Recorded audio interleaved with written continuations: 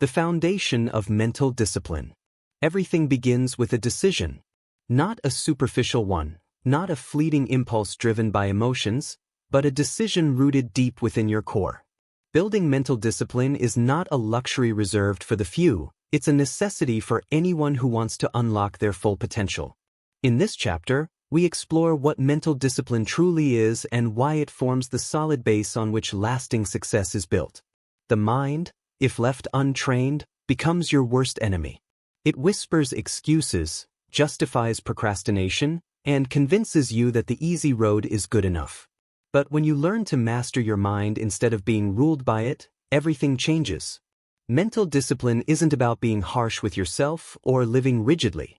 It's about learning to lead yourself, to uphold your internal promises even when no one is watching.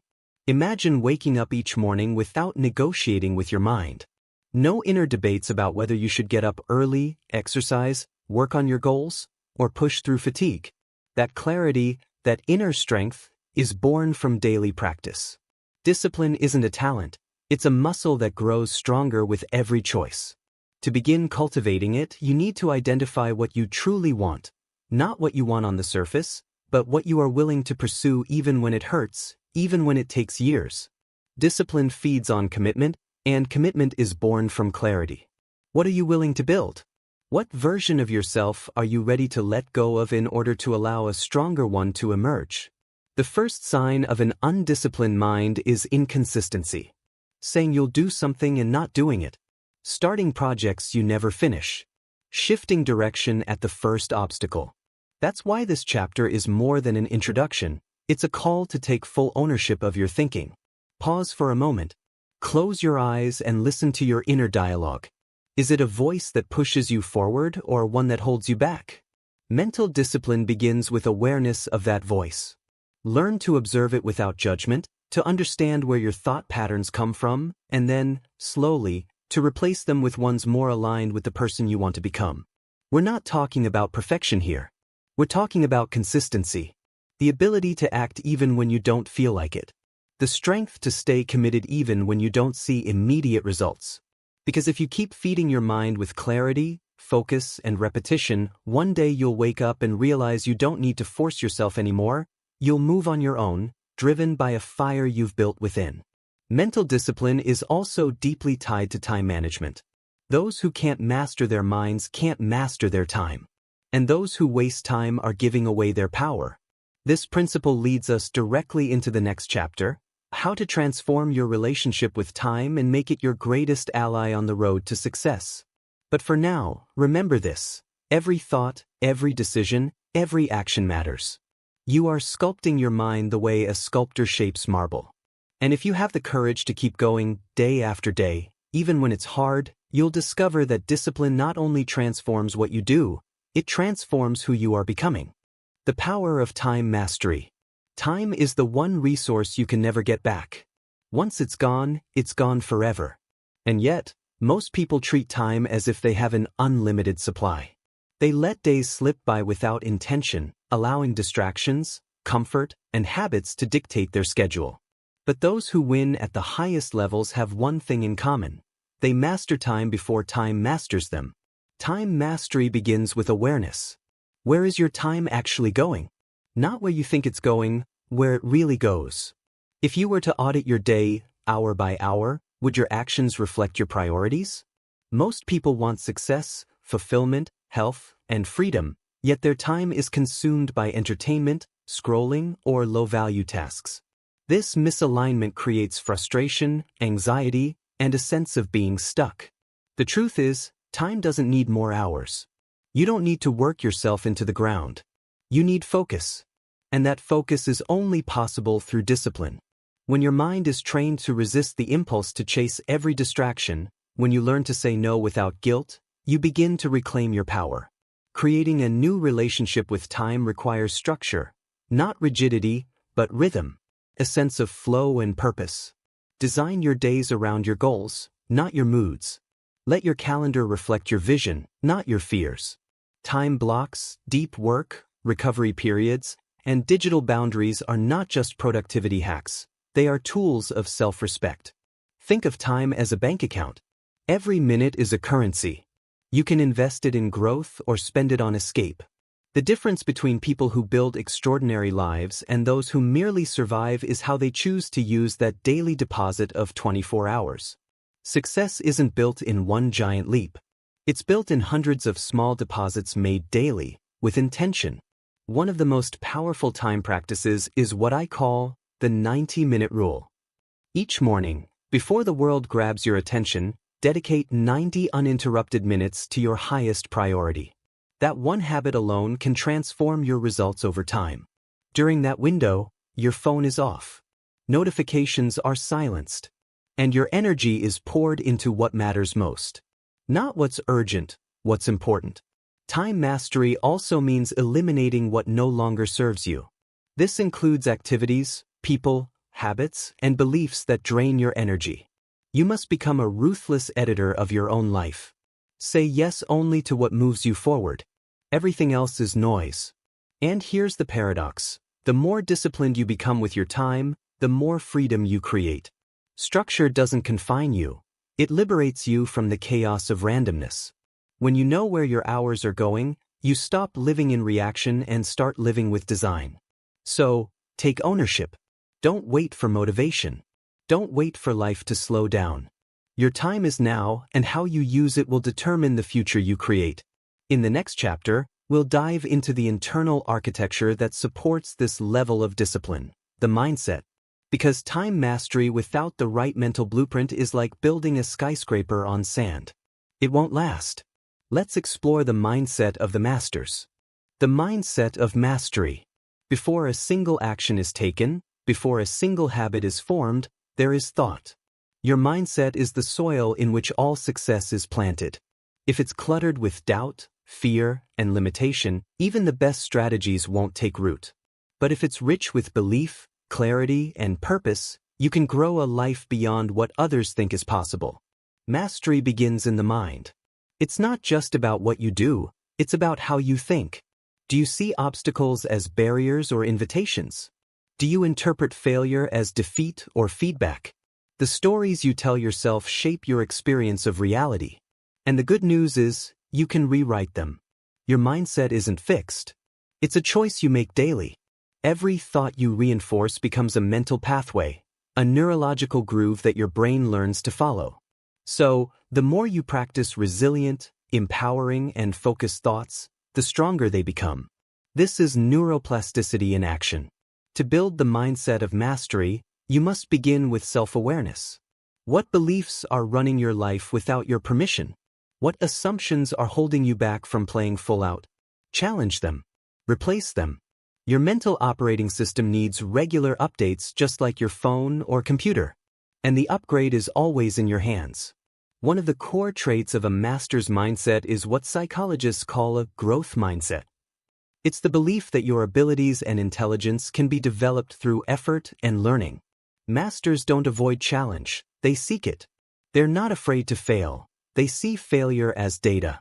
They aren't obsessed with looking good, they're obsessed with becoming great. A powerful tool to shift your mindset is visualization. But not the kind where you simply daydream about success.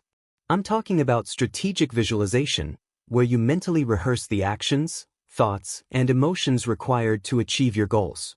This mental conditioning primes your nervous system for performance. Another key is gratitude. It might sound soft in a conversation about mastery, but the truth is, gratitude grounds you. It clears mental fog and anchors your attention in what's working. From that place of abundance, you make better decisions, take bolder risks, and operate with greater calm. Above all, the mindset of mastery is built on responsibility. No one is coming to save you. No one will do it for you. You can't outsource your growth. Masters take radical ownership of their thoughts, emotions, time, and results. That's the foundation of all transformation. As we move forward, keep asking, is this thought helping me or holding me? If it's not aligned with the person you want to become, replace it. Because thoughts become beliefs. Beliefs shape identity. And identity drives behavior. The next chapter takes us deeper into this chain by exploring how to build habits that last. Habits are the expression of your mindset in motion. They're where the invisible becomes visible. Let's turn thought into action. Habits that shape success. Every successful person you admire, every athlete, artist, entrepreneur, leader, has one thing in common: powerful habits. Not just once-in-a-while motivation, not bursts of effort when inspiration strikes, but daily, consistent, repeatable actions that form the bedrock of their results. Habits are the automation of greatness.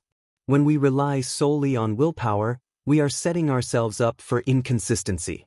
Willpower is like a battery. It drains. Habits are like a power grid, sustainable, consistent, and dependable. If you want to make your growth automatic, you must hardwire it into your routines. The key is simplicity and repetition. Many people overcomplicate self-improvement. They design grand plans, massive overhauls, and extreme schedules. Then they burn out. Real transformation is born from simplicity done daily. Reading 10 pages a day.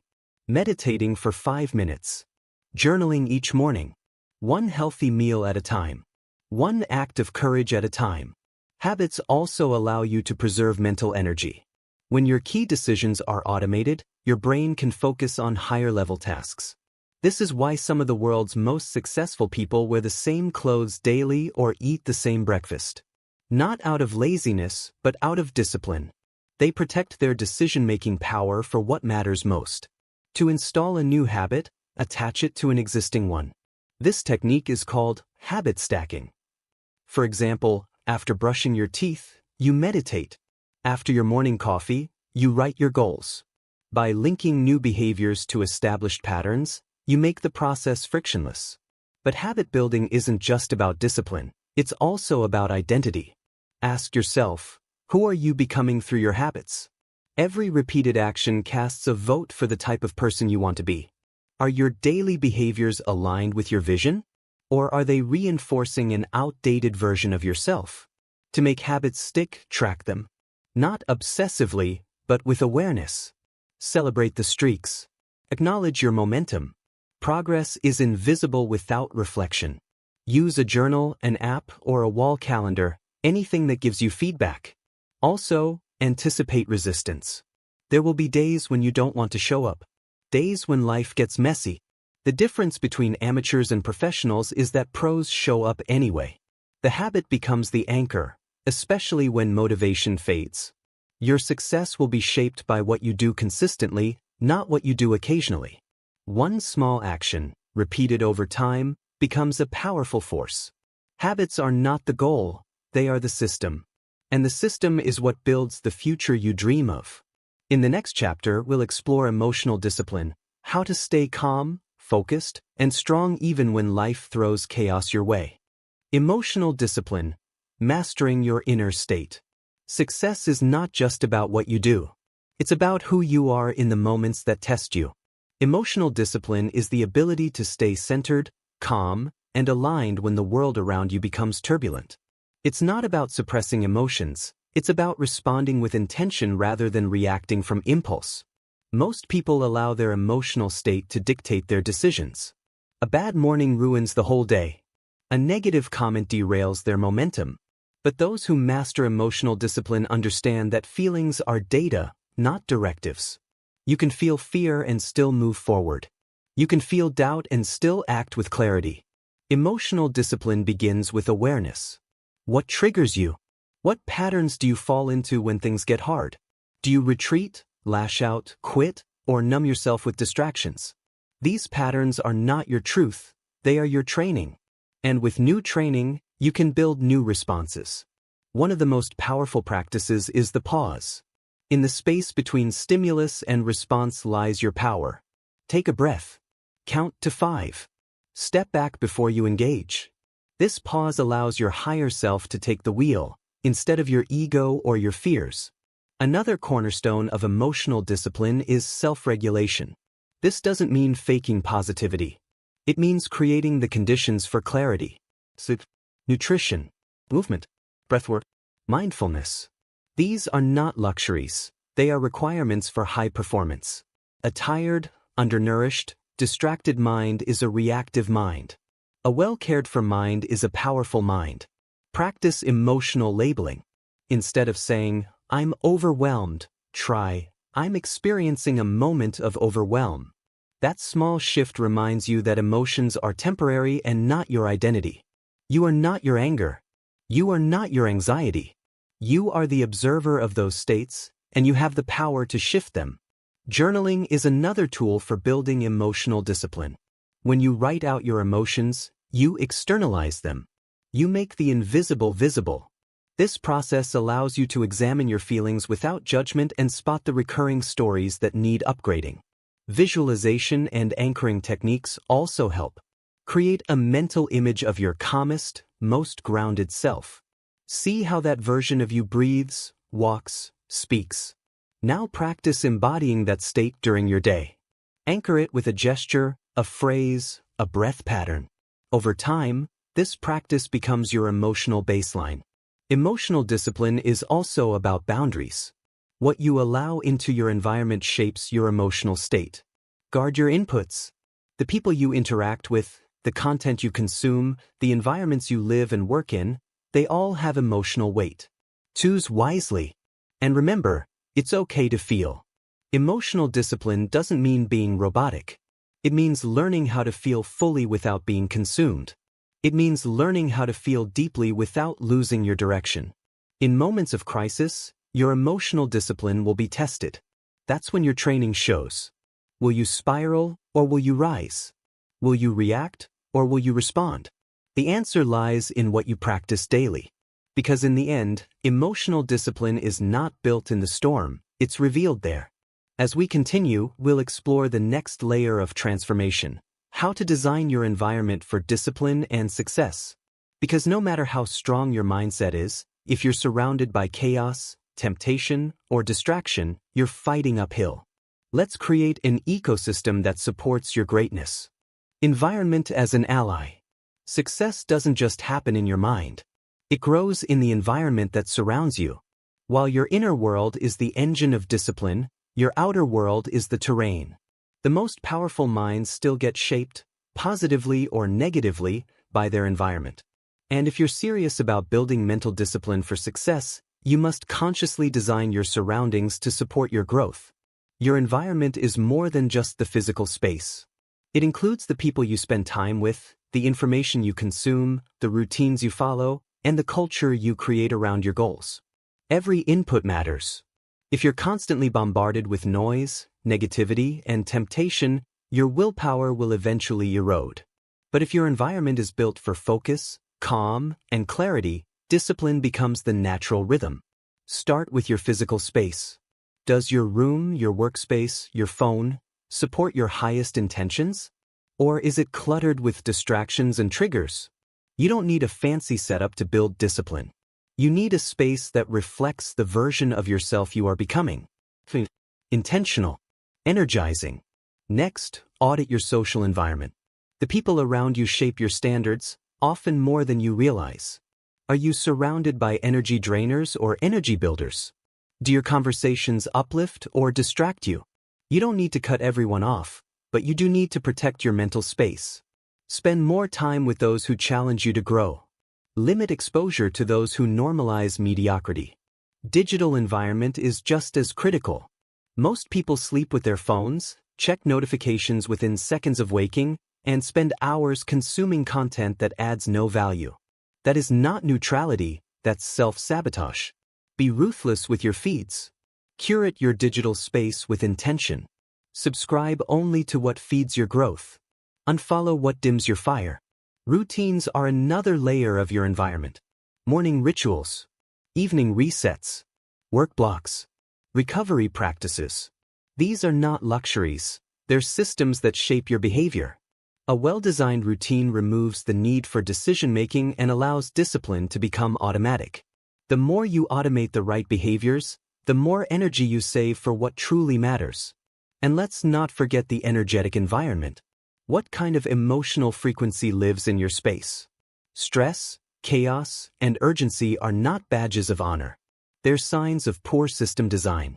Discipline flourishes in an environment of emotional clarity, not constant pressure. Add silence. Add music that grounds you. Add reminders that reconnect you with your purpose. Your environment can either be a source of resistance or a source of momentum. Build it with care. Design it with vision. You are the architect of your atmosphere. In the next chapter, we'll explore how discipline expresses itself through your voice, how to communicate with clarity, power, and presence so that your internal strength becomes visible to the world. The discipline of speaking powerfully. Words shape reality. The discipline of mastering your voice isn't about having the perfect vocabulary, it's about aligning your speech with your values, your focus, and your future. If you want to win at everything you do, you must learn to speak with clarity, conviction, and consciousness. The words you choose become the story you live. Think about this. How often do you speak from your highest self versus your most reactive self? Most people don't filter their language. They speak to fill silence, to release emotion, or to get validation. But when you build the discipline of speech, every word becomes a tool for precision, connection, and leadership. To master this discipline, first slow down. Most people rush their words out of anxiety or the fear of being misunderstood. But clarity lives in stillness. Take your time. Speak only when your words serve a purpose. Let silence be a part of your communication. It commands attention. Next, practice intentionality. Ask yourself, what am I really trying to say? Who am I speaking for, my ego or my truth? Great communicators don't speak more, they speak better. Their words carry weight because they've been filtered through purpose. The power of your voice isn't just in what you say, it's in how you say it. Tone, pace, volume, energy. These are emotional signals. You can say the right thing in the wrong way and lose the moment. Train yourself to match your vocal energy to your message. Speak with calm when calm is needed. Speak with fire when fire is required. Discipline in language also means refusing to gossip, complain, or speak aimlessly. These are habits of emotional leakage, not strength. If you're always releasing frustration through words, you're not processing it, you're amplifying it. Instead, journal it. Breathe it out. Then speak only from the clarity that remains. And perhaps most importantly, speak to yourself with power. Your internal dialogue is the most consistent voice you'll ever hear. Make it one that builds, not one that breaks. Catch yourself in moments of doubt and reframe. Instead of, I can't, say, I'm learning. Instead of, I'm failing, say, I'm growing through this. Use affirmations not as fantasies but as commitments. I am disciplined. I follow through. I speak with clarity and truth. These are not wishes, they are declarations that shape who you become. Speaking powerfully doesn't mean dominating others. It means inspiring clarity, trust, and forward motion. It means being the voice in the room that brings people back to focus when emotions run wild. It means becoming someone whose words are remembered because they're grounded in purpose. Your voice is a force. And when you align it with discipline, it becomes one of your greatest tools for influence and leadership. In the next chapter, we'll explore how the discipline of habits, small daily actions, build the compound effect that turns dreams into results. The discipline of habits. Transformation isn't created in a day. It is crafted in the silence of your routines. What you do daily reveals what you truly believe, who you really are, and what you're becoming. The greatest victories in life are not the result of massive actions taken once in a while, but of small, consistent efforts executed relentlessly. This is the discipline of habits. Habits are the silent architects of your destiny. You don't rise to the level of your goals, you fall to the level of your systems. If your habits are aligned with your highest values, success becomes inevitable. But if your habits betray your aspirations, you will remain stuck in cycles of frustration. So how do we build habits that serve us instead of sabotage us? First, simplify. Complexity is the enemy of consistency. Choose habits that are easy to repeat, that don't require extraordinary willpower to execute. The goal is not to impress but to progress. 1 glass of water in the morning. 10 minutes of focused breathing. Writing 1 sentence in a journal. These are small actions, but they carry exponential power. Next, attach the new habit to an existing one. This is called habit stacking. For example, After brushing your teeth, you take 3 deep breaths. After making your bed, you write down one goal. By anchoring a new habit to an old one, you create a chain that the brain finds easy to follow. Discipline in habits is also about tracking. What gets measured gets improved. Keep a visible record. Use a journal, a calendar, or an app to check off every day you show up. This visual cue becomes a source of momentum. It tells your brain, this matters. We are doing this. But there will be days when life gets chaotic. Days when motivation disappears. That's when discipline must take over. The question is not, do I feel like it? The question is this who I am? Identity fuels behavior. If you identify as someone who always shows up, then even on your worst day, you will honor the habit, not because it's easy, but because it's who you are. Understand the power of environment here as well. If your surroundings are full of friction, your habits will suffer. Make your good habits easy to access and your bad habits hard to reach. Keep your running shoes by the door. Delete the apps that drain you. Put your journal on your pillow. Let your environment work for you, not against you. Also, remember this, missing once is not a failure. Life will interrupt your rhythm. That's okay. The discipline lies in never missing twice. When you fall, you rise immediately. You forgive quickly and return stronger. Discipline is resilient. It bends but does not break. Over time, these microactions compound. They rewire your brain, rebuild your identity, and redefine your future. You begin to trust yourself again. You no longer rely on willpower or motivation. You act because it's who you are.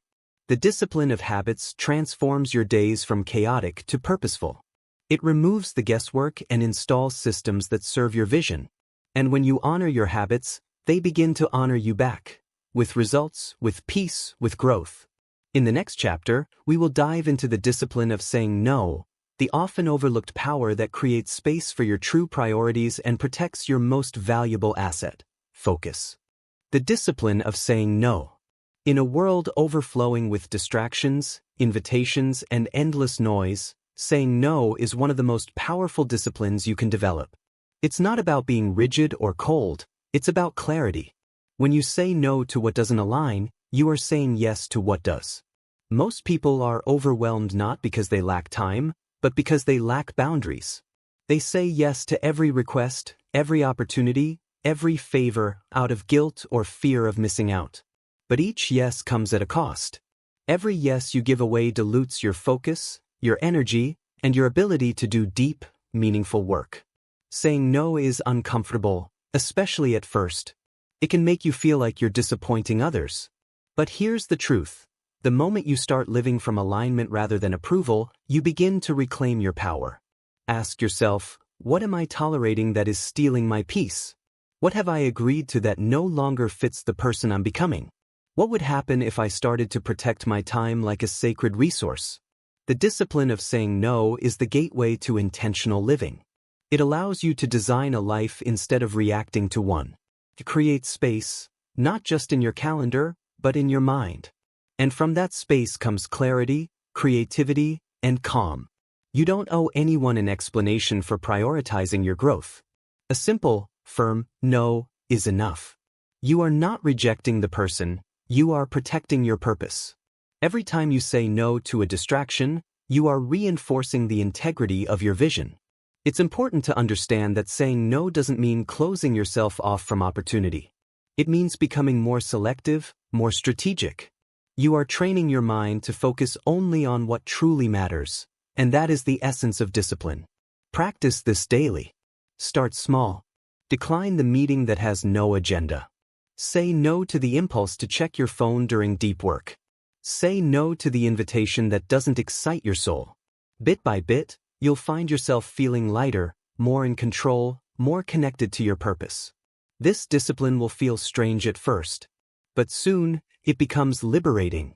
You realize how much of your life is consumed by obligations you never consciously agreed to. And once you begin to reclaim that time, you reinvest it in the habits, goals, and relationships that elevate you. Remember this, every no is a door closing on distraction and a door opening to devotion. You cannot master your mind without mastering your decisions. And every no is a decision to protect your highest self.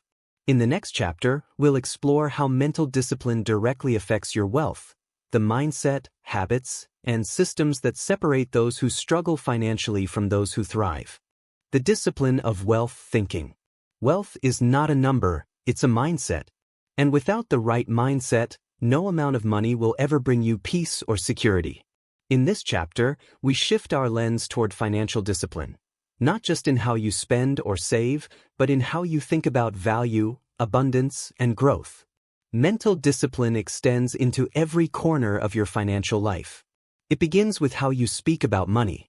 Do you say, "I can't afford it"? Or do you ask, "How can I afford it"? Do you see wealth as something others attain, or do you see it as something you're building with every choice? Wealthy thinking requires delayed gratification. It's about choosing long-term freedom over short-term pleasure. It means resisting impulse buys to invest in assets. It means learning to manage fear when opportunities feel risky. The disciplined mind doesn't chase the lottery ticket, it builds the foundation brick by brick. You must become someone who tracks where your money goes, who understands how your habits today shape your freedom tomorrow. That means budgeting not from scarcity but from intention. It means saving not out of fear, but out of respect for your future self. Financial discipline is also about who you surround yourself with. Are you in rooms where money is spoken about with wisdom or with fear? Are you surrounded by people who invest or people who consume? These environments shape your standards. Train yourself to think in terms of return. Not just in dollars, but in energy. What's giving you life? What's draining you? Think beyond consumerism. Every dollar you spend is a vote for the world you want to live in and the person you want to become. Most people work for money, but the disciplined person learns to make money work for them. This requires patience, learning, and courage. It means saying no to shiny distractions and yes to building slow, stable wealth. It means becoming someone who plays the long game. Discipline in wealth is not just about accumulation, it's about alignment. You align your spending with your values. You align your earning with your purpose. You align your giving with your vision for impact.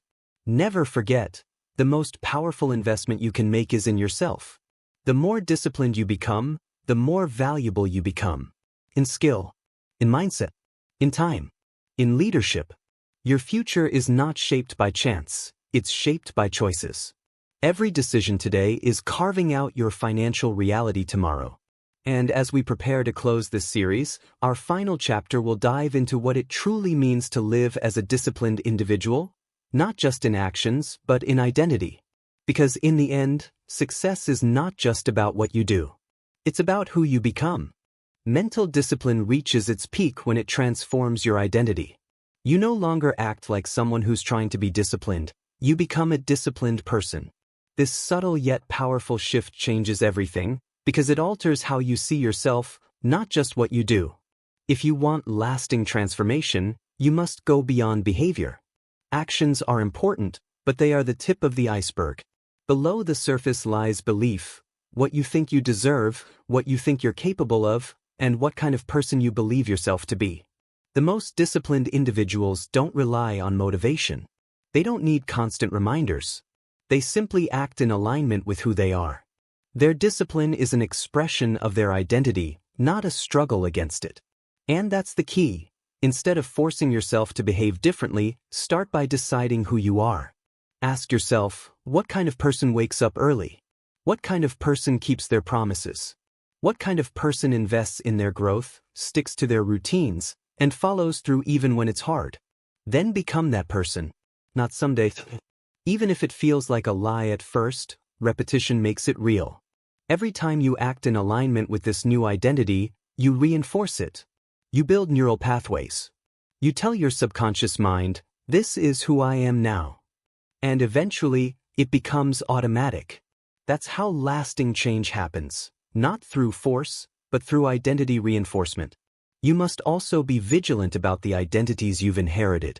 Maybe you were told you're lazy, or undisciplined, or not cut out for greatness. Maybe you've internalized those labels. Let them go. Rewrite the script. Your past does not define your future unless you let it. This is why affirmations, visualization, and intentional language matter. They help reprogram the story you tell yourself. And when that story changes, your habits follow. So if you've made it this far, through all the chapters, you now understand that mental discipline is not a single act, but a way of living. It touches your time, your emotions, your money, your speech, your habits, and now your identity. The work doesn't end here. In fact, it never ends. But the deeper your identity is rooted in discipline, the more effortlessly you'll act in alignment with success. Remember, it's not about pretending to be someone you're not. It's about remembering who you've always had the potential to become. And that, more than any strategy or tool, is the true secret to winning at everything you do. If mental discipline has taught you anything by now, it is this: the greatest rewards in life are not immediate. They are the result of consistent, focused effort over time. Chapter 12 is a commitment to seeing the long game, to training your mind to live beyond the impulses of the moment. We live in a world that worships urgency. Fast answers. Fast money. Fast solutions. But what if you chose a different path? What if your real power comes not from reacting quickly, but from thinking deeply? From building slowly? From planning boldly and executing patiently? Long-term thinking is the master key. It allows you to see past your current mood and imagine your future self. It gives you permission to say no to distractions, not because you don't want pleasure, but because you want fulfillment more. That's the mark of a truly disciplined mind, the ability to defer gratification not out of self-denial, but out of self-respect. Consider the power of a tree. It grows steadily, silently, season after season. There are no shortcuts, yet its roots deepen and its branches expand. You too are building roots. Every disciplined act you commit to is another layer of strength you place beneath the surface. You don't have to see immediate results to be on the right path. In fact, the most meaningful results often come last. They come after months or years of invisible progress. But your mindset determines whether you'll persist long enough to reach them. This is where the real mental shift happens. You stop judging your success by what happens today or this week. You start judging it by what you're becoming over years. You train yourself to think like a builder, not a gambler. You invest in skills, habits, networks, and systems that compound over time. Long-term thinkers aren't distracted by setbacks. They know every challenge is a test of readiness. They understand that pain is part of the process, not a reason to quit. They see time not as a threat, but as a tool. And they use it wisely. You must now ask yourself, what are you willing to dedicate years to? Not for applause. Not for approval. But because the vision in your heart is worth your entire focus.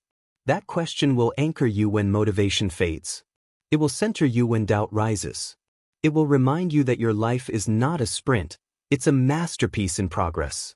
So finish this journey knowing one thing: discipline is your superpower. And the more you stretch it across time, the more unbreakable you become. This isn't the end.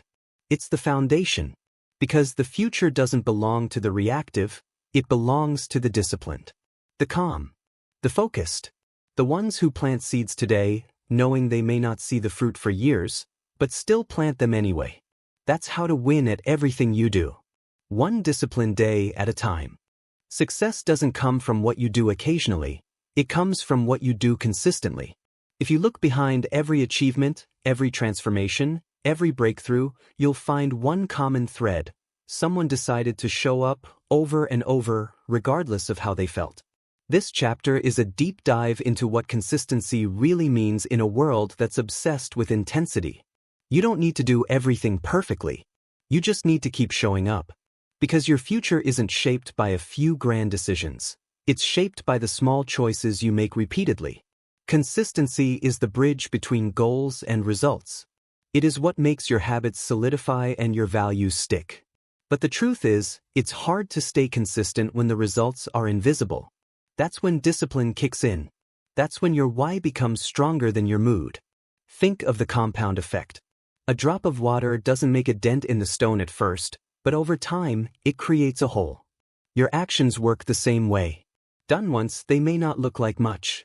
Done daily, they transform everything. To master consistency, You must eliminate the idea that you need to feel inspired to act.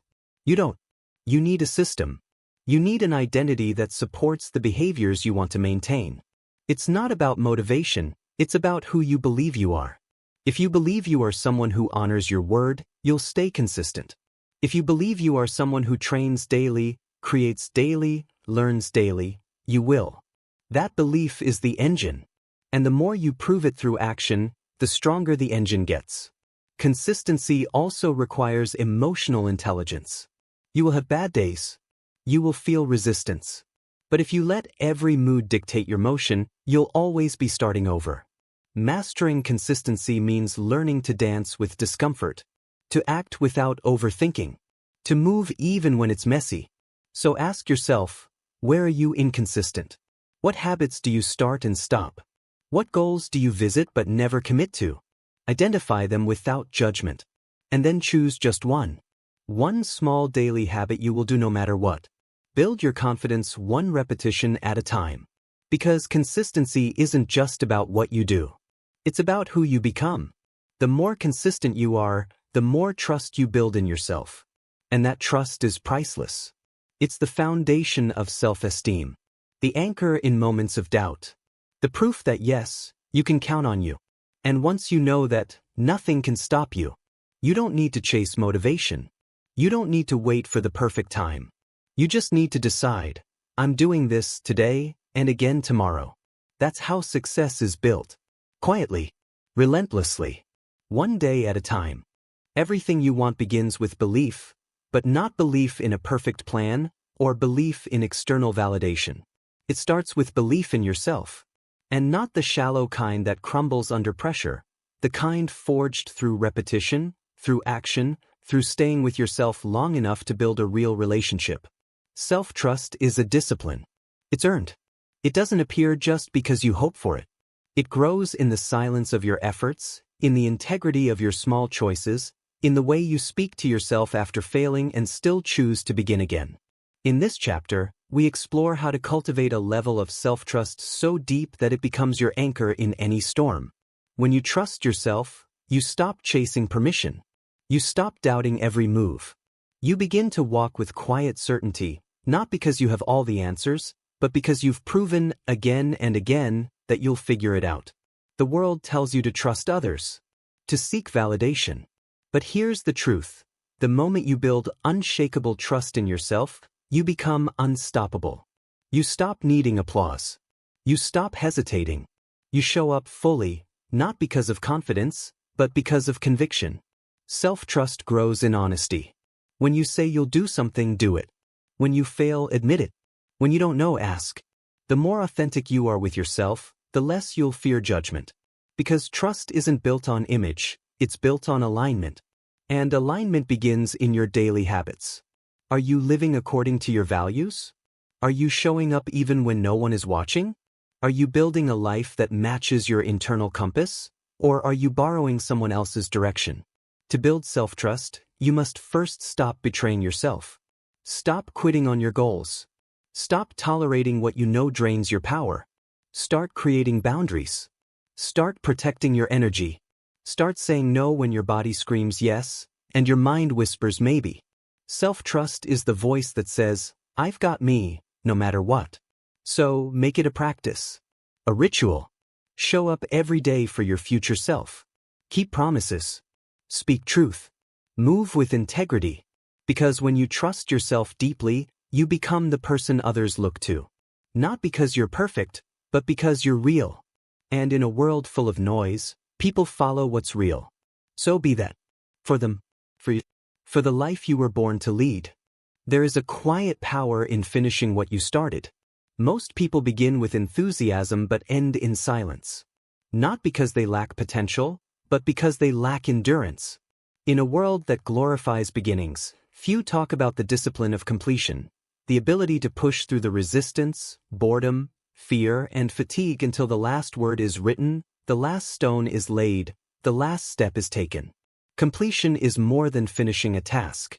It's about becoming a finisher in life. Someone who follows through. Someone who does not romanticize effort, but respects the work that must be done. Someone who knows that greatness lives not in the spark of motivation, but in the dull grind of persistence. Why does completion matter so much? Because it builds identity. Every time you finish, you prove to yourself, I am someone who follows through. I am someone who honors what I begin. That belief shapes your self-image more than talent or success ever could. Discipline lives in the details of your endings. Do you rush through the finish line just to check the box? Or do you finish strong, with presence, with pride? The way you end things mirrors the way you live. Sloppy endings reveal sloppy standards. Powerful completions reflect inner mastery. To cultivate the discipline of completion, you must learn to resist the voice that says, it's good enough. You must confront the mental fatigue that comes in the final stretch. You must build systems that carry you when your motivation fades. It means closing loops. Responding to that message. Following up on that conversation. Returning to the project you shelved months ago, not because it's urgent, but because your future self deserves a clear path forward, not a trail of broken beginnings. Completion also brings peace. Unfinished goals are psychic clutter.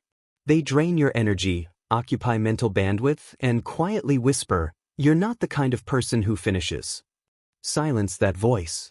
Prove it wrong, not with excuses, but with execution. Every chapter of this book has been a challenge, a mirror, and a tool. But this last one is the gateway.